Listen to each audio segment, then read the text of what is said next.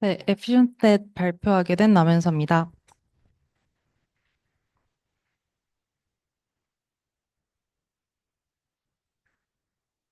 일단 기존의 CNN들은 모델 크기를 키워서 정확도를 높이곤 했는데요. 예를 들면 네, 다음과 같이 저런 식으로 확장을, 모델 크기를 키워서 정확도를 높이곤 했습니다.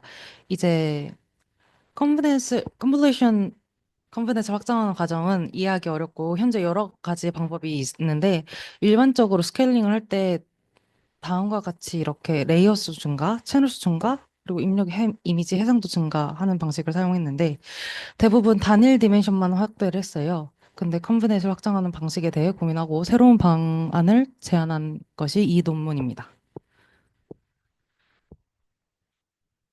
이제 A를 보면 A는 기본 네트워크 예시고 BD가 네트워크 폭, 깊이 또는 해상도 중 한 차원만 증가시키는 기존 스케일링이었습니다. 그리고 E를 보시면 세 가지 차원을 모두 고정된 비율로 균일하게 확장하는 컴파운드 스케일링 메소드에 대해서 보여주고 있습니다. 이제 나스를 사용하여 새로운 기준 모델을 개발하고 이것을 에피션트넷이라고 명명했는데요. 모바일넷과 레스넷과 같은 기존 모델에도 효과적이었다고 합니다. 이제 이 그래프를 보면 파라미터는 적은데 정확도가 높은 거를 확인할 수 있죠.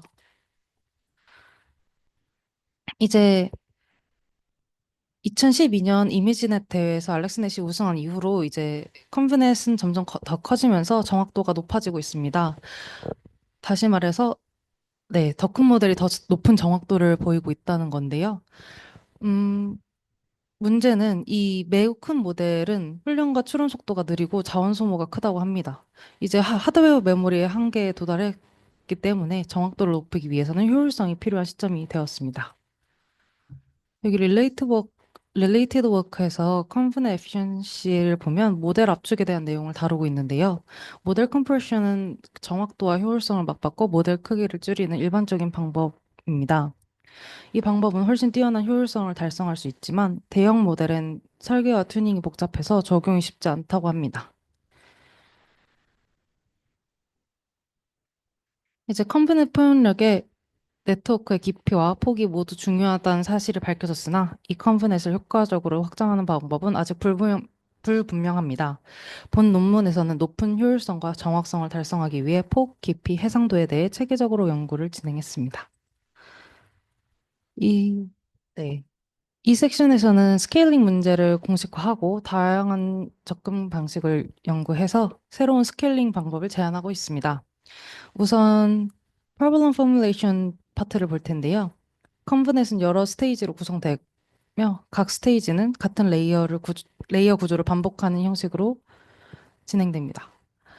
이제 스케일링 목표는 정해진 자원 안에서 최대 정확도를 갖는 구조를 찾는 것인데,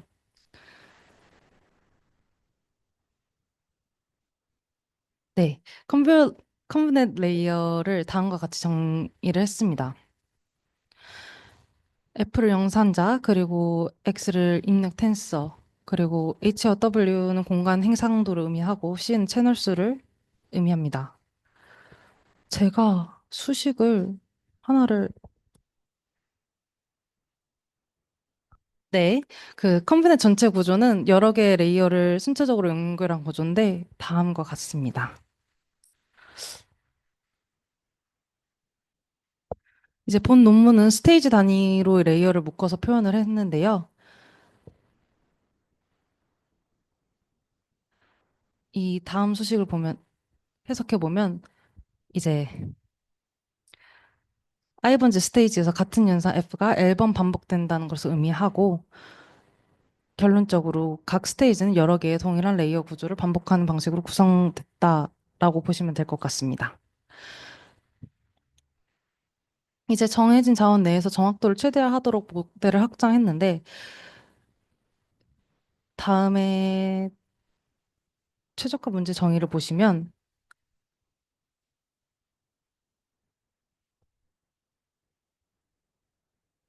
네, 다음과 같고요. 그리고 최종적으로 제약 조건 속에서 가장 높은 정확도를 내는 DWR 조합을 찾는 것이 목표였습니다. 스케일링 디멘션 파트를 보면은 다음 세 가지 방향으로, 네네. 네, 다음 세 가지 방향으로 볼 수 있는데요. 그리고 깊이, 너비, 그리고 입력, 이미지, 해상도 이 세 가지에 대해서 보겠습니다. 먼저 깊이입니다. 네트워크에 더 많은 레이어를 쌓으면 더 복잡한 피처를 할, 단계적으로 학습할 수 있습니다. 하지만 너무 깊어지면 기울기 소실 문제가 생겨서 학습이 어려워집니다. 그 스킵 커넥션이나 배치 노멀라이제이션 같은 해결 방법도 있지만 아주 깊은 모델에서는 효과가 잘 작용하지 않았다는 것을 확인할 수 있었는데요. 오른쪽 표를 보시면은 아실 수 있겠죠? 그 다음은 각 레이어에 있는 채널 수를 늘리면 더 많은 피처를 병렬적으로 인식 가능하다고 합니다.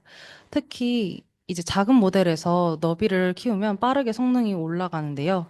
문제는 이제 지나치게 너비만 넓히면 높은 수준의 추상적인 피처를 잡아내는데 한계가 생깁니다.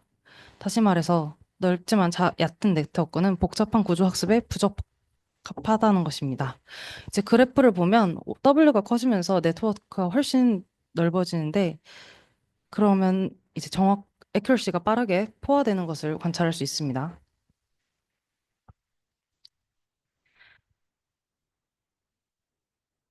해상도는 이제 더 큰 입력 이미지를 사용하면 더 세밀한 시각적 패턴을 학습 가능하다고 합니다. 이제 최근에 이제 G5 같은 고성능 모델은 대부분 높은 해상도를 사용하는데요. 이렇게 해상도를 키우면 계산량이 급격하게 증가하게 되고 네트워크가 충분히 깊지 않거나 폭이 좁다면 커진 입력을 잘 활용하지 못합니다. 논문에 제시된 그래프를 보면 실제로 해상도가 높을수록 정확도가 향상되지만 매우 높은 해상도에서는 네, 그렇습니다. 결론적으로 관찰한 것을 보면은 네트워크 폭, 깊이 또는 해상도의 모든 차원을 확장하면 정확도가 향상되지만 모델이 클수록 정확도가 감소하다는 것을 관찰할 수 있었습니다. 그 다음으로 컴파운드 스케일링에 대해서 알아보겠습니다.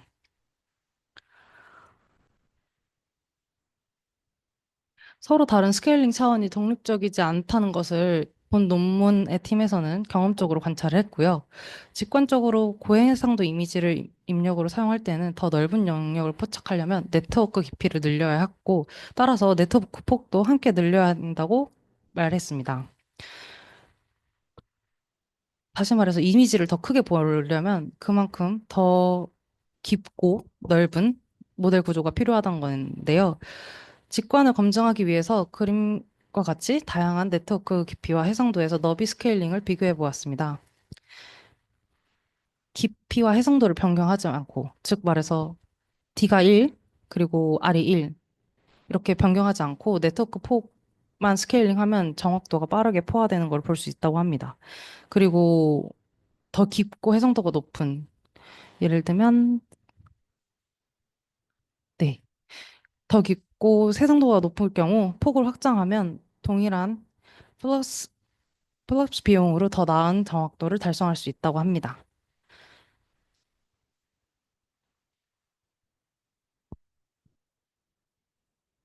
그래서 더 나은 정확도와 효율성을 추구하기 위해서는 컨브넷을 확장하는 동안 네트워크 폭, 깊이, 해상도의 모든 차원의 균형을 맞추는 것이 중요하다는 것을 알 수 있었고요. 이제 따라서 새로운 컴파운드 스케일링 메소드를 제안을 했는데요. 이 논문에서는 복합 계수 P를 사용해서 네트워크 폭, 깊이 및 해상도를 균일하게 확장하는 컴파운드 스케일링 메소드를 제안했습니다.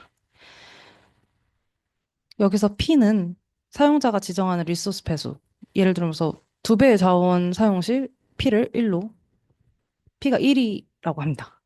그리고 알파, 베타, 감마는 작은 모델에서 그리드 탐색으로 찾은 상수값을 의미했고요. 알파랑 감마는 이러한 추가 리소스를 네트워크 폭, 깊이 및 해상도에 다시 스펙트럼별로 할당하는 방법을 지정합니다. 이제 에피션트 구조를 볼 텐데요. F를 변경하지 않기 때문에 좋은 베이스라인 네트워크를 구축하는 것이 중요했고, 따라서,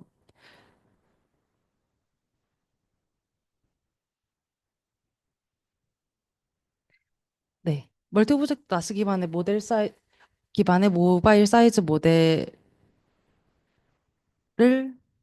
배경으로 한 에피션트 넷을 만들었습니다. 이제 여기서 사용한 최적화 목표 함수는 다음과 같은데,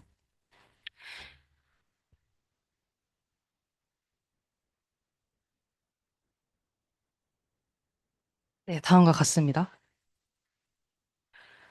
에피션트 넷 B1 모델의 구조를 보면은 이제 MBconv랑 SE를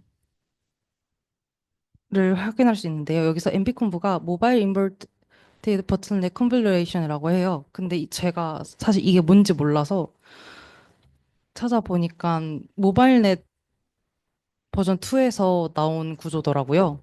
그래서 이렇게 이 해당 논문에서 리니어 버틀렛에서 갖는 인버티드 레지듀얼 구조를 제안했고 이 구조를 차 안에서 가져왔습니다. 그리고 SE는 이제 채널 간 중요도를 학습해서 유의미한 피처에 집중하도록 개선을 해주는 역할을 했다고 하는데요.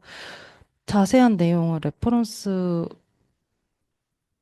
참조를 하시면 좋을 것 같고요. 그러면 이제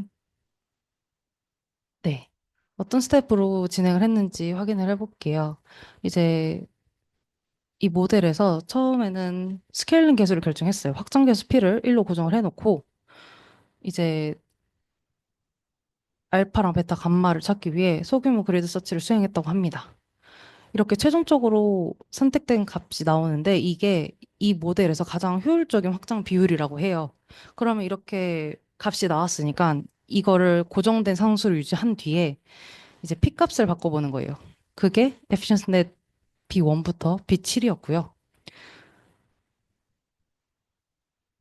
네. 그리고 네. 그렇게 진행을 했습니다. 그렇게 이 efficient을 그러면은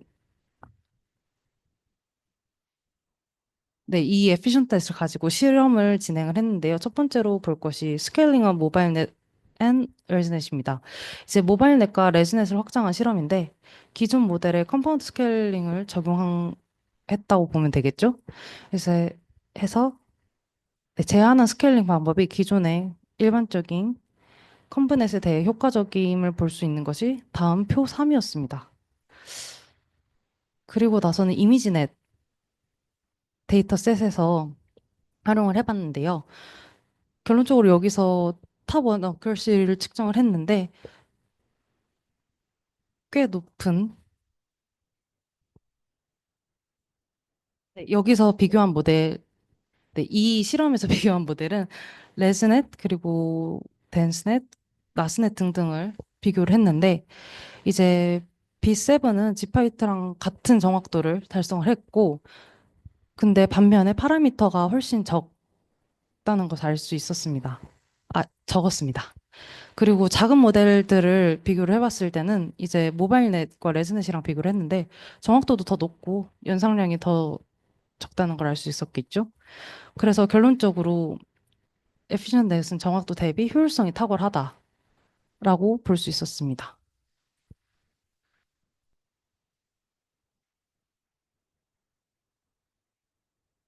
이제 다음으로 전이학습 성능도 확인하는 실험을 진행을 했는데요. 이미지넷에서 사전 학습된 에피션트 넷을 사용을 했고요. 표에 제시된 데이터셋에서 에피션트 넷을 평가했습니다. 다음 8가지에서 진행을 했고요. 이제 에피션트 넷은 비교했던 모델은 레즈넷 그리고 나스넷 등등의 기존 소타 모델 8가지였고요. 에피션트 넷은 더 적은 파라미터로 8개 중 5개 데이터셋에서 소타 성능을 달성했습니다. 그리고 나머지 3개 데이터셋에서도 기존보다 훨씬 적은 파라미터로 비슷한 성능을 도출했고요. 표에서 확인을 할 수 있는데 전이학습에서 높은 효율성과 일반화 성능을 보였다고 합니다. 이제 결론적으로 그림에서 볼 수 있듯이 컴파운드 스케일링을 적용한 에피션시 넷이 이제 더 많은 물체 세부 정보를 포함하고 그리고 중요한 이미지 영역에 집중하는 경향이 있다고 볼 수 있었습니다. 그리고 반면에 이제 기존의 모델들은 상대적으로 이제 정보가 부족한 부분이나 물체 전체를 포착하지 못하는 경우가 자주 나타난다고 했고요. 이제 이 사진에 대한 실험에서 단일 스케일링보다 컴파운드 스케일링이 정확도가 최대 2.5% 정도 더 높았다고 합니다. 네. 컴프네 확장 시 폭 깊이 해상도의 균형 부족으로 인한 정확도 및 효율성 저하 문제를 확인하고 그를 해결할 수 있는 방안을 에피션트 넷을 통해 제시를 했고요. 이제 에피션트 넷을 통해 적은 자원 대비 쏟다 성능 달성 및 전이학습 성능을 입증하는 것을 서술한 논문이었습니다. 이상입니다.